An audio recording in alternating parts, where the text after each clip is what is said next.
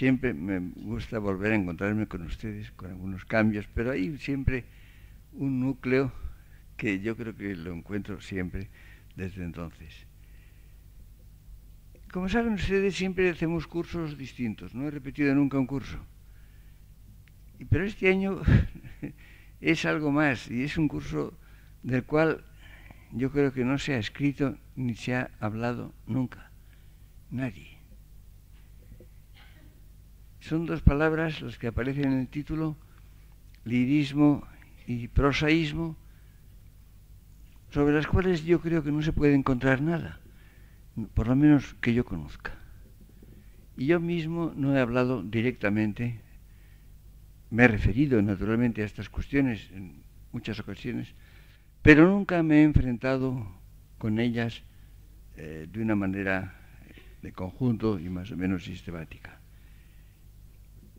Es evidente que la palabra lirismo y la palabra prosaísmo puede hacer pensar en el verso y en la prosa, pero no tiene nada que ver, absolutamente nada. Verso y prosa son dos manifestaciones literarias, son dos formas de literatura, dos formas de expresión, y cabe naturalmente que haya poesía o que haya versos prosaicos, evidentemente, no líricos. Y es posible que en prosa haya cumbres de lirismo. No tiene que ver. Prosaísmo y lirismo son otra cosa. Son dos temples de la vida, dos actitudes vitales, dos formas de instalación en la vida. Y se puede instalar el hombre en una forma de vida que es lirismo, o bien en otra forma muy distinta, en cierto modo contrapuesta, que es prosaísmo. En definitiva, son dos formas generales de vivir, que afectan por lo pronto a las personas, naturalmente. Afectan a cada persona, al individuo, pero afectan también a las sociedades en las cuales se hacen esas vidas personales. Y por eso tienen también una significación histórica. Hay sociedades que viven en un ambiente de lirismo y otras en una situación de prosaísmo. Al decir sociedades tampoco es de un modo permanente.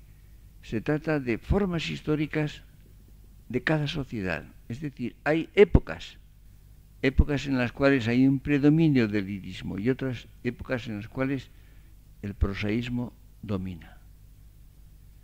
Como ven ustedes, por tanto, es lo que sugiere el título de este curso, vamos a examinar el lirismo y el prosaísmo en las formas personales, en las formas de la vida de cada persona, de cada individuo, o bien en las formas históricas, en las diferentes sociedades, en las cuales puede haber, evidentemente, una tendencia, puede haber una continuidad.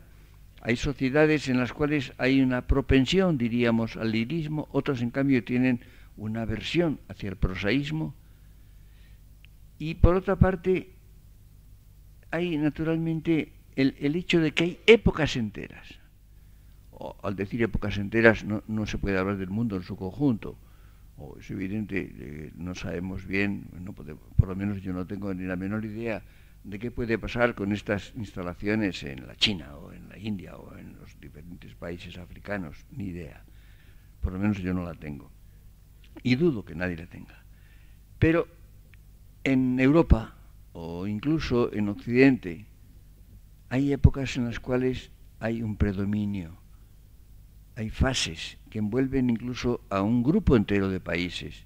Los países de Europa, incluso ya, desde la Edad Moderna, los países americanos tan estrechamente vinculados a los europeos, en los cuales, con diferencias naturalmente, que pueden ser considerables, hay, sin embargo, durante un cierto tiempo, un predominio del lirismo o un predominio del prosaísmo. Son, diríamos, posibilidades abiertas realizadas, naturalmente todo lo humano admite grados. Quiero decir que cuando hablamos de lirismo y prosaísmo hay que hablar de predominio, de tendencia predominante. No es posible que haya una vida cuyo contenido sea íntegramente lirismo o íntegramente prosaísmo, ni tampoco se puede aplicar de una sociedad o de una época histórica. Se trata de predominios. Hay naturalmente en toda vida ingredientes diferentes que componen su realidad compleja. Sobre esto, repito, no conozco nada que se haya escrito. Por tanto, vamos a hacer un curso con una cierta dificultad. Dificultad para mí, para ustedes espero que no. Espero que resulte claro, pero para mí sí lo tiene. Es un curso bastante difícil, que me ha llevado ya mucho tiempo el pensar en tratar de planteármelo. Ustedes me han oído alguna vez dar la definición que doy yo de una conferencia. Digo que una conferencia es una improvisación bien preparada. Una conferencia tiene que nacer en un cierto momento delante de unas personas que están ahí sentadas enfrente del conferenciante. En definitiva, es algo que debe surgir y brotar en un cierto diálogo con el público que lo escucha. Por eso nunca he consentido en dar una conferencia en un lugar en que por ejemplo, un teatro con la sala oscura y el escenario iluminado. Nunca he podido hacer esto. Yo no puedo hablar a la nada. Eso no tiene ningún sentido, ni a la oscuridad.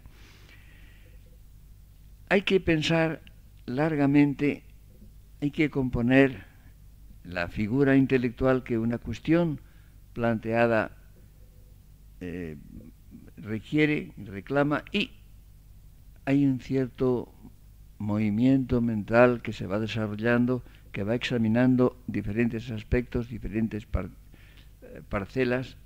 Ustedes tienen un programa justamente con un título que corresponde a cada una de las conferencias, y eso ya dibuja un poco lo que podemos llamar el argumento del curso. Habrán visto ustedes que esta primera lección incluye dos palabras, la palabra lirismo y la palabra ilusión. Tienen de común que han sido dos conceptos apenas estudiados, sobre los cuales no se ha escrito nada.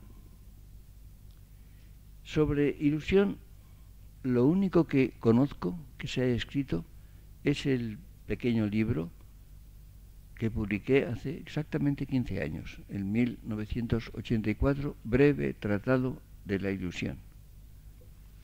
En él digo precisamente que ese libro me ha acompañado, el deseo de ese libro me había acompañado unos 20 años. 20 años antes había tenido yo la voluntad de escribir un libro con ese título, exactamente con ese título. El título ha precedido mucho al libro y no había podido hacerlo hasta ese momento, hasta hace 15 años.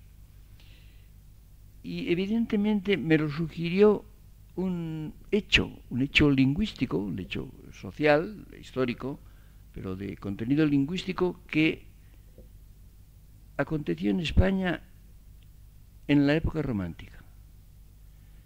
La palabra ilusión es una palabra latina, illusio, derivada del verbo ludere, con una negación, un il.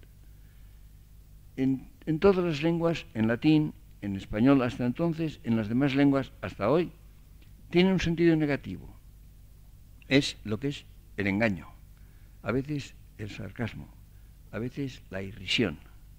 Los escritores ascéticos hablaban, por ejemplo, de las ilusiones del demonio, es decir, los engaños del demonio. El demonio tienta al hombre, lo fascina y lo engaña. Y eso es lo que llamaban las ilusiones. Los giros de la lengua, en todas las lenguas que yo conozco, son puramente negativos. Se dice, eres un iluso, no te hagas ilusiones. Se entiende que son engaños, son falsedades, son espejismos. Y esto en español también. En español ocurría hasta 1830 aproximadamente. Y en ese momento se produce un hecho semántico sumamente extraño, bastante inesperado, y que arranca de los poetas, especialmente el primero que yo creo que lo hace es Espronceda, y después también aparece en Zorrilla, luego enseguida en los prosistas, y muy pronto se generaliza al uso coloquial, a la lengua coloquial, y aparece un sentido casi inverso, el sentido positivo que tiene la palabra ilusión. Cuando se dice estoy ilusionado, vivo ilusionado, tengo ilusión por una persona, por un viaje, por una empresa, por una obra, es un sentido completamente distinto del que tenía hasta entonces y del que tiene en las demás lenguas. El antiguo sentido persiste, pero hoy es más propio, más fuerte el sentido positivo en español que el otro. En las demás lenguas que yo conozco, en francés, en inglés, en alemán, en italiano, tienen sentido negativo. Únicamente he visto algunos ejemplos del sentido positivo en portugués, pero es a causa de mi versión, de mi interpretación. En traducciones de libros míos han usado la palabra en forma portuguesa ilusão, con el sentido positivo. Y en algunos comentarios lo han usado autores brasileños ya precisamente en ese sentido. Con lo cual tengo esperanza de que quizá en portugués ocurra como en español ocurrió hace siglo y medio, y que el portugués adquiera el sentido positivo que me parece maravilloso de la palabra ilusión. En este breve libro me esforcé por entender qué es ilusión. ¿Qué quiere decir esto? ¿Cuál es ilusión en este sentido positivo? Y lo examiné, por lo pronto tropecé con la dificultad que se da en las demás lenguas para traducir la palabra española ilusión en sentido positivo. No hay una palabra equivalente. Hay muchas palabras que son difícilmente traducibles, que son propias de una lengua. Eso ocurre sobre todo con palabras que designan formas de vida o formas sociales, características de un país. Por ejemplo, la palabra hidalgo. ¿Cómo traducimos hidalgo? Pues no. ¿Cómo dicen ustedes hidalgo en francés o en inglés o en alemán? No. A veces se conserva la palabra española, como la palabra inglesa gentleman. Es también difícil de traducir. Hay una traducción, digamos, abstracta, caballero, pero no es lo mismo. Gentleman es algo distinto de lo que es la forma caballero. En francés se dice gentilhomme, también no es gentilhombre, es otra cosa, es difícil de traducir. La frase también, el nombre del título francés, homme de bonne compagnie, es difícil de traducir. Cuando algo responde a una contextura social, a una estructura social, a una escala de valoraciones o de conductas, eso queda ligado a una lengua, a un país, a una época, probablemente a una época, y no se puede transmigrar fácilmente de una a otra. Pues bien, con la palabra ilusión ha ocurrido algo parecido. El sentido nuevo que tiene en español desde 1830 o 30 y tantos no se puede traducir más que haciendo una perífrasis. Y ahí entonces, al ver las perífrasis, se puede ver qué recursos usan otras lenguas para expresar peor, evidentemente, lo que decimos cuando hablamos de ilusión. Es algo que tiene que ver con la expectativa. La ilusión apunta al futuro. Apunta a esa condición que llamo yo desde hace muchos años ya, pero que está ya en el diccionario de la Academia, en la última edición. Futurizo, el adjetivo futurizo. Futurizo es lo que está orientado al futuro, proyectado hacia el futuro. No es futuro. No es futuro porque es presente. Ustedes son presentes, están aquí, realmente, en este momento, pero están proyectados hacia el futuro. están anticipando el futuro, vertidos hacia él, hacia el final de esta conferencia, que quizá desean vivamente, lo que van a hacer esta noche, lo que van a hacer mañana, o dentro de 15 años, o dentro de 40 o 50. Es decir, la vida humana es algo que está proyectado hacia el futuro, orientado hacia el futuro. Pues bien, esto es característico de la ilusión. La ilusión corresponde a esa condición. La ilusión tiene un carácter de anticipación, de versión hacia el futuro, hacia un futuro incierto, inseguro, que no se sabe si será. Por eso hablo de versión hacia el futuro y no del futuro. Tiene un carácter además de deseo. Es otro componente. Es algo que se desea. Se desea justamente y se anticipa. Es un deseo, diríamos, activo, un deseo dinámico, que está proyectado. Si ustedes dicen tengo ilusión por un viaje que van a hacer, es que lo anticipan, lo imaginan, lo desean al mismo tiempo. Hay un elemento de inseguridad también. Hay un elemento de temporalidad. Pero una temporalidad, naturalmente la versión al futuro es temporal, pero es una forma de temporalidad que persiste, que tiene perduración. Es algo que puede durar, que va a durar. Y sin embargo, todo eso se mueve en el horizonte propio de la vida humana, que es la mortalidad. La vida humana es los días contados, aunque no sepamos la cuenta. La muerte es segura, aunque es inseguro cuándo acontecerá. Mors certa, hora incerta, decían los romanos. La muerte es cierta, la hora es incierta. Ese elemento acompaña precisamente a esa actitud desiderativa, anticipatoria, vertida hacia el futuro, en un tiempo que perdura, que va a durar, pero que tiene un cierto horizonte, un horizonte cambiante, un horizonte que está al fondo, que es la muerte. Estos son factores esenciales, factores capitales de eso que llamamos la ilusión. Esto tiene una consecuencia, y es que cuando hablamos de ilusión, hablamos de realidades imperfectas, en el sentido literal, etimológico de la palabra, es decir, realidades inacabadas. Es algo que no está acabado, que está incompleto, imperfecto. Es algo, por tanto, que se está haciendo, que va a acontecer, que va a seguir aconteciendo. ¿Hasta cuándo? No se sabe.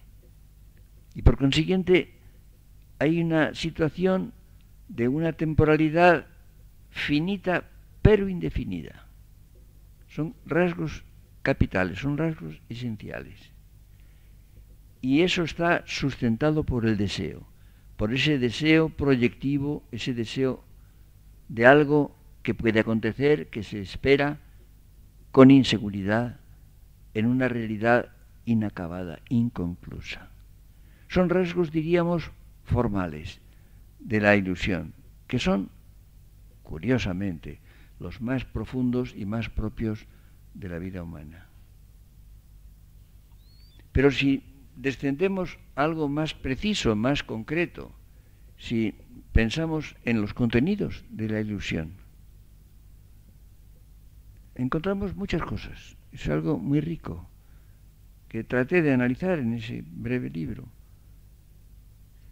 Por lo pronto hay una cierta tensión.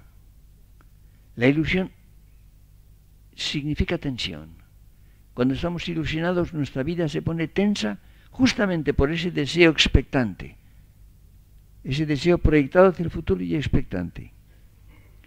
Y en el caso de la vida humana hay un ejemplo máximo de tensión, que es justamente una de las formas máximas de ilusión.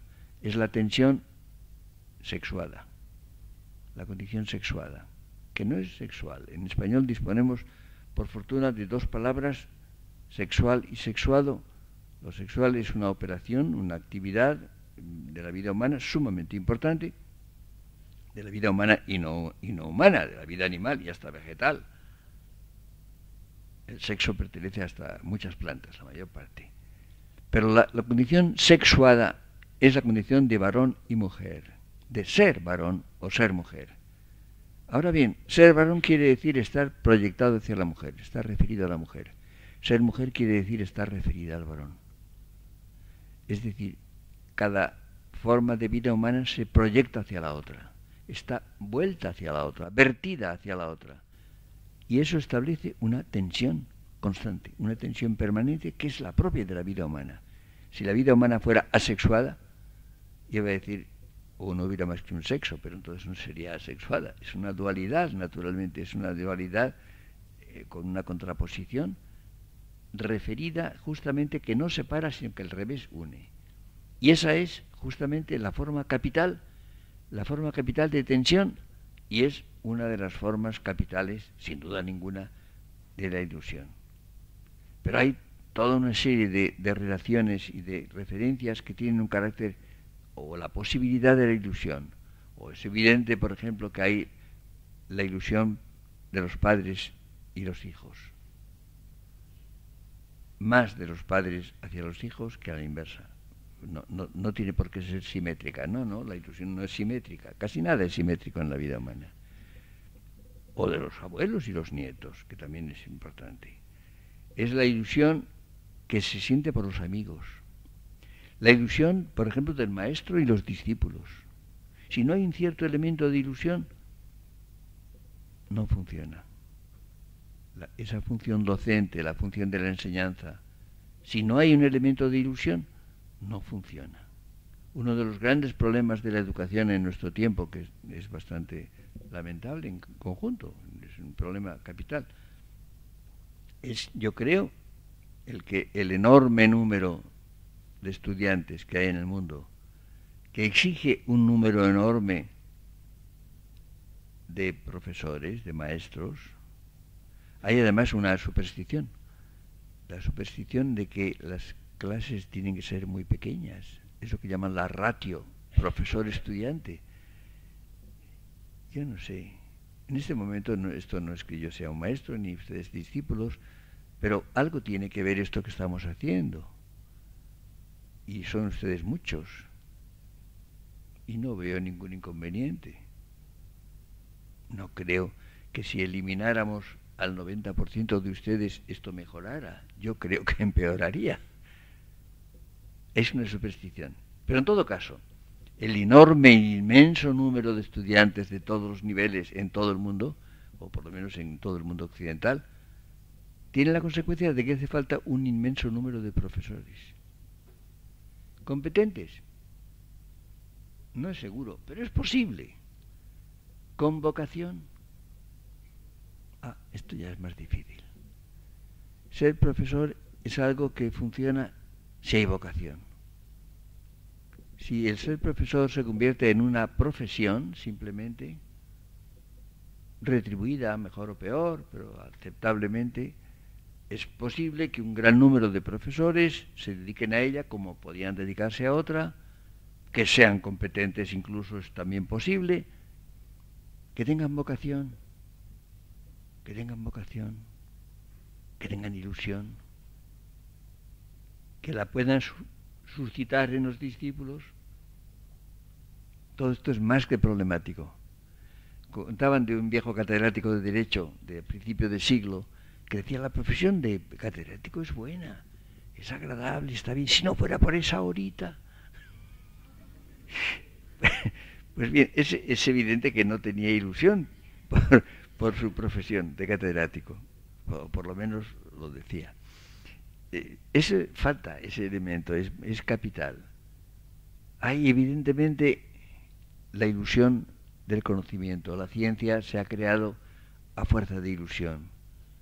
Yo no sé también, yo tengo temores de que, por ejemplo, los investigadores actuales tienen ilusión. Quizá es difícil porque además se ha parcelado de tal manera.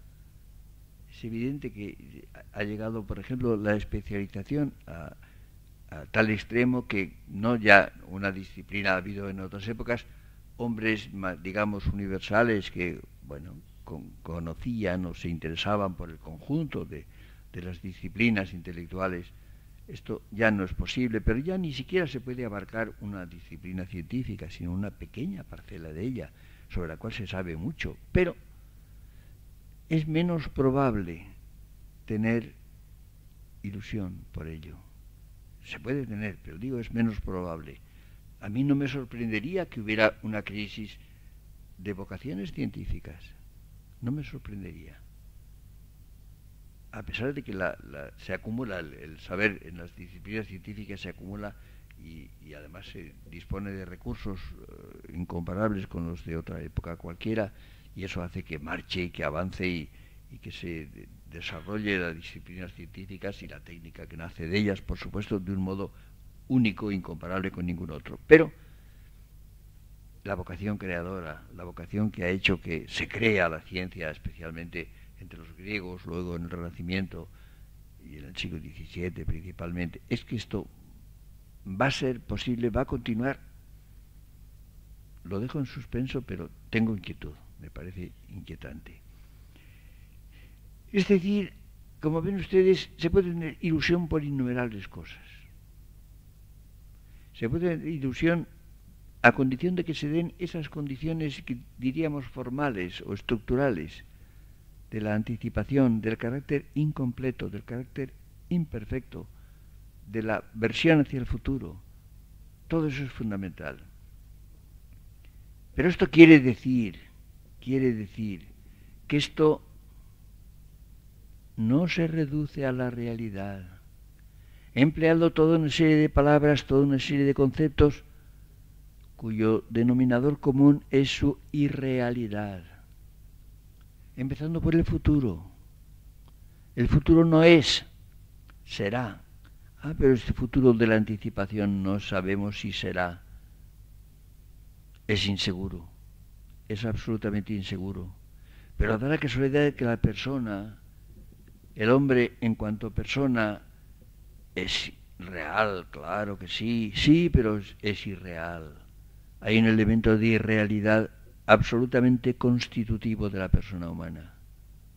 La persona humana se mueve en el ámbito de lo irreal, de lo imaginativo, de lo que se anticipa, de lo que es inseguro, absolutamente, de lo que no está acabado. Precisamente la vida humana nunca está acabada, hasta cuando solamente en la muerte.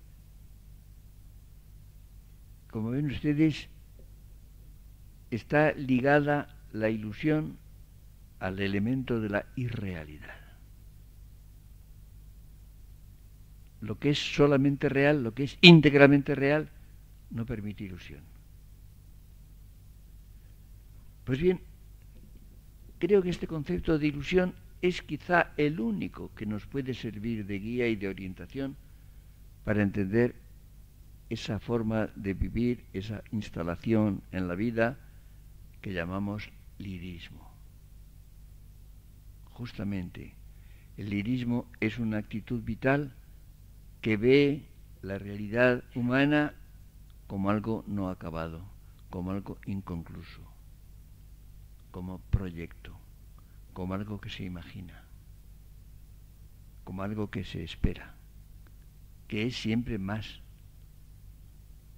Hace unos años, en un libro llamado Persona, yo di una especie de definición, decía, ser persona es poder ser más.